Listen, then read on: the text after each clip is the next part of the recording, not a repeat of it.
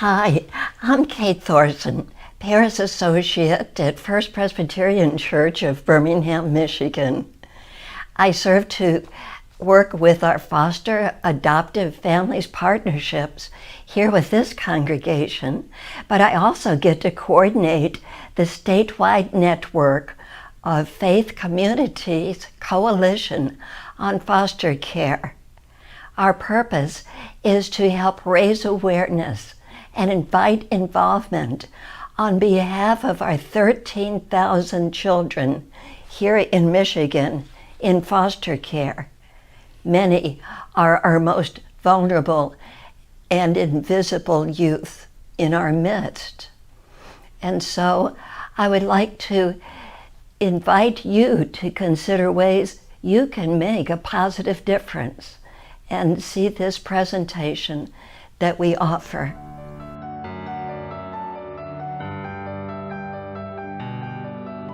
Tell me a little bit about yourselves and sort of how you came to be in the foster care system.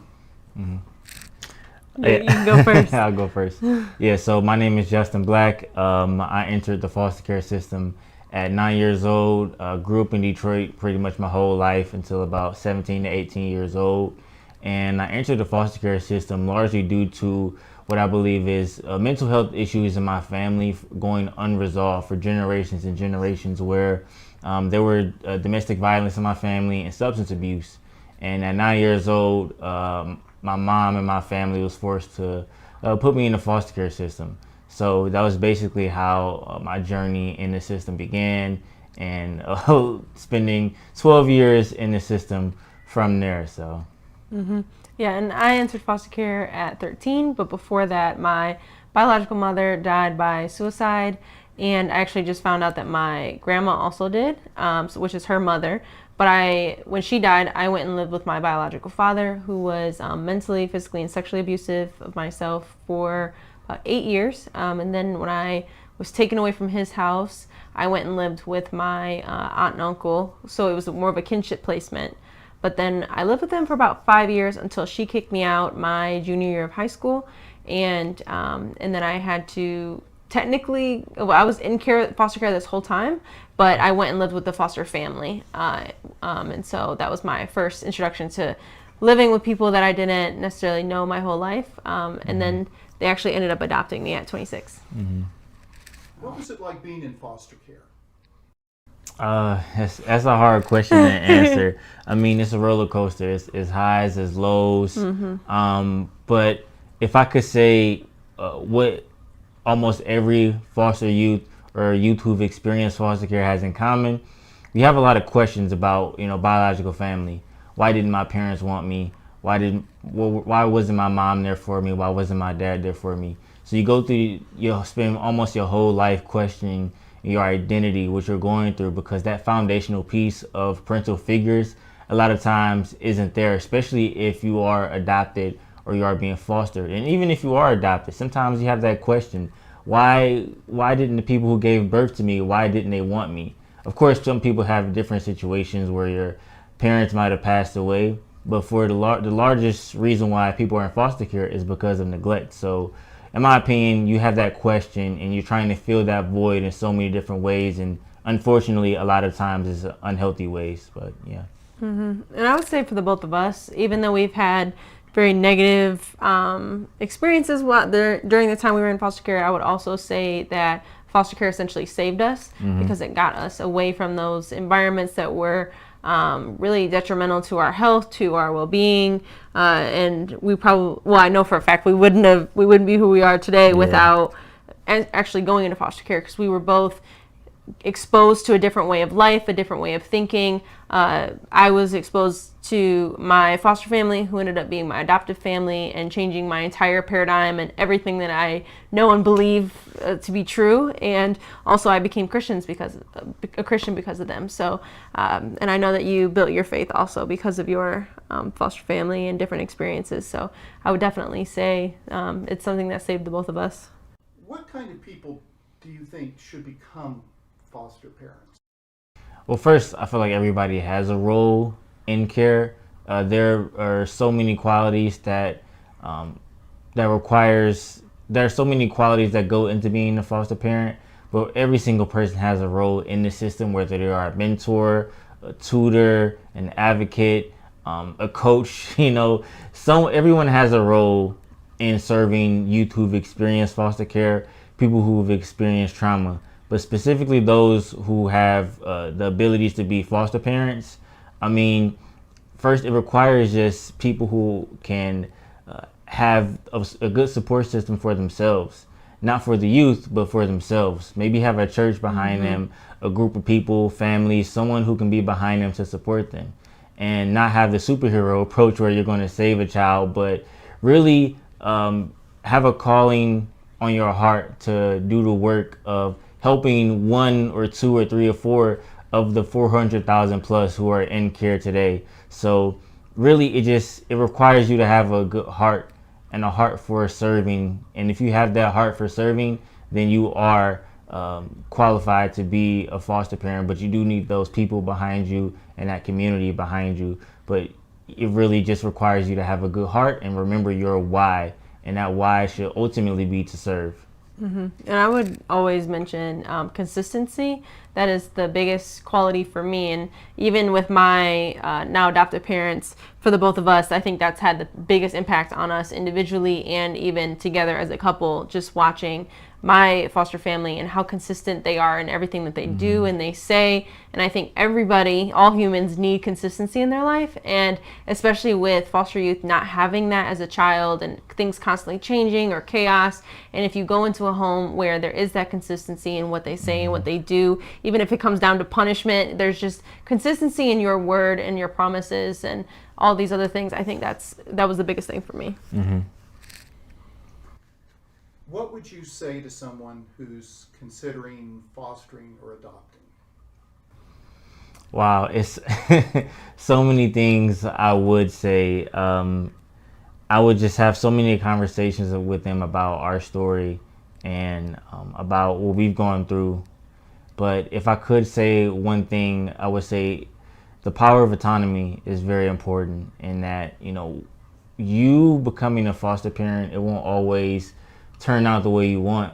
The things that the seeds that you're planting in their life, it may blossom years, decades down the road. It is not a quick thing where you're scooping someone up and just saving them.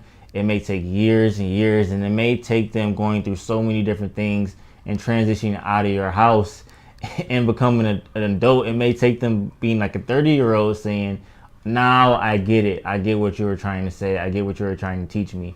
But it's not something that happens quick. But know that if you are putting forth the effort, if you have a good heart and the good people around you helping you through that process, and you're putting them first, taking care of yourself also, I would say, but putting them first, then you should have the confidence that everything will be taken care of. And that requires a lot of faith and a lot of grace and a lot of mercy going into this situation. The same thing God gives us all the time. You have to take that same approach with fostering youth, because you're going to need a lot of grace and mercy and forgiveness. You'll need a lot for them, for yourself. So going with that mindset, filled with grace, filled with mercy and forgiveness, and know that it won't be an overnight thing. This is not a microwave process, but it will take years and decades sometimes for it to click and for them to become who they need to become. Yeah, and I would really just go back to a lot of what you alluded to, but also just thinking about watching my parents and the way that they fostered and then adopted me, and I have a younger sister that they also fostered and adopted. And I would definitely say that power of community and making sure that you have that community in place before you begin to foster or adopt, because you need people that you can rely on. You need that community of people that you can go to and get advice from and learn from. But then also, I would say making sure, what my mom always says is make sure that you have those self-care practices in line before you bring another child in your home, because all that's going to do is just kind of exacerbate different things or different issues that may be happening in the household. So figuring out ways for yourself to make sure that you're taking time for yourself to either it's healing, or if it's figuring out where your triggers are, or even just finding time alone and carving out that time. You have to make sure that you have these healthy practices set up before you bring another human being into your home and try to fit them into the culture of that household. 100% agree.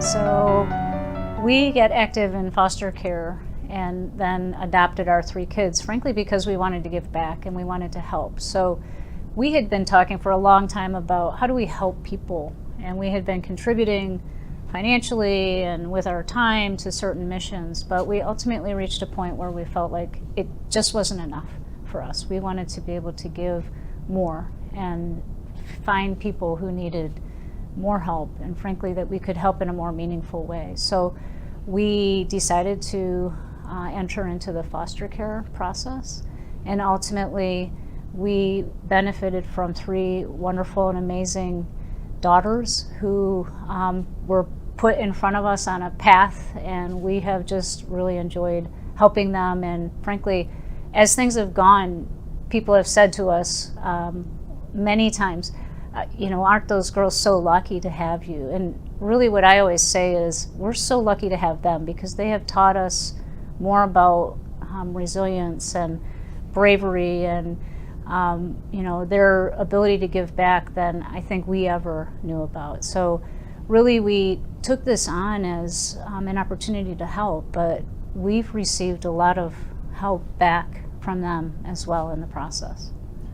So how hard was the foster care system to navigate?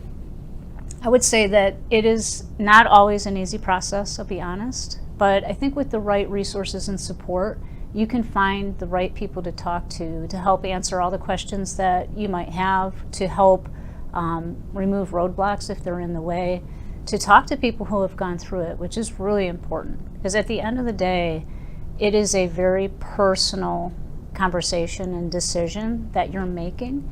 And so I think the system itself might be a little bit cumbersome, but there are many, many people who are willing to help answer all the questions and provide insights into anything that a family or an individual seeking this path might have. Okay. Has it always been easy? It has not always been easy, but frankly, I don't think life is always easy for anybody. So really, going through the process through foster care or through life with any children is not an easy path. That's not what we signed up for. That's not what any parent signs up for, right? So I think the challenges with youth coming from foster care or through that type of a system are very similar to the challenges that parents have with biological children.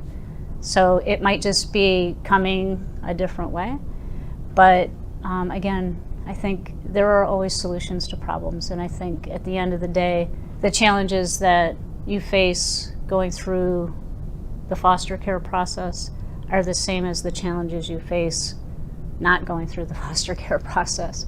At the end of the day, it's really about how do you do your best and provide the most love that you can to kids who are simply seeking that kind of support. So if you had one thing to say to people who are thinking about fostering, what would that be? Do it. Do it. Do not wait for the right time. Do not wait for the right day, the right time in your job, in your life. Do not wait to get older. Do not wait until you retire. Do not wait until I have less to do, less on my plate, fewer things to worry about. Do not wait, because there are literally thousands of kids, millions across the country, that need help. And the help they need is not lots of money. It's not lots of things. They simply need people who love them and who will care for them, who will provide a safe place. That's all they want. And if you think about it too long, you can convince yourself why you can't do this really easily. But my advice would be do it, because I think you can make a huge impact very, very quickly on somebody's life, and that will be a lifelong give back, not only to the person that you're helping, but to everybody who comes in contact with them. So don't wait. Do it now.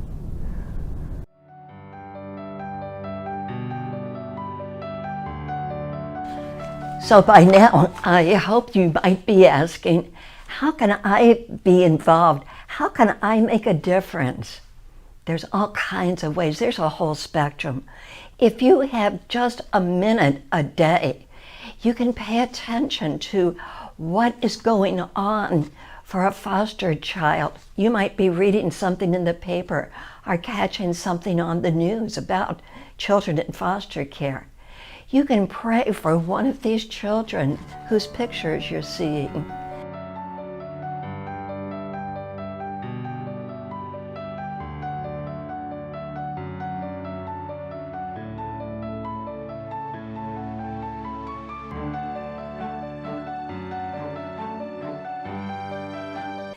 Or if you have 5 minutes, call a friend. Touch base with an organization you're with and organize a donation drive. There's all kinds of possibilities and needs that can help resource our kids in foster care.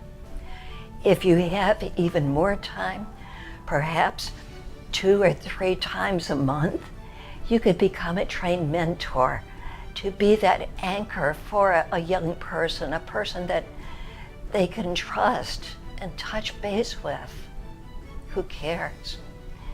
Or if you have even more time, you can think about going to an orientation to consider becoming a foster or adoptive parent, like Maureen McKay has done. There's a variety of ways to help. And we'd like to invite you to consider this whole collage of the creative ways people have found a way to make a creative difference in the life of a child who's in foster care. For more information, please contact me at 248-835-8151. My email is at katethorson@fpcbirmingham.org, as well as look at our website, www.faithcommunitiescoalition, all one word, .org. Thank you. Together, we can be that all-inclusive village for all of our cherished children. Thank you.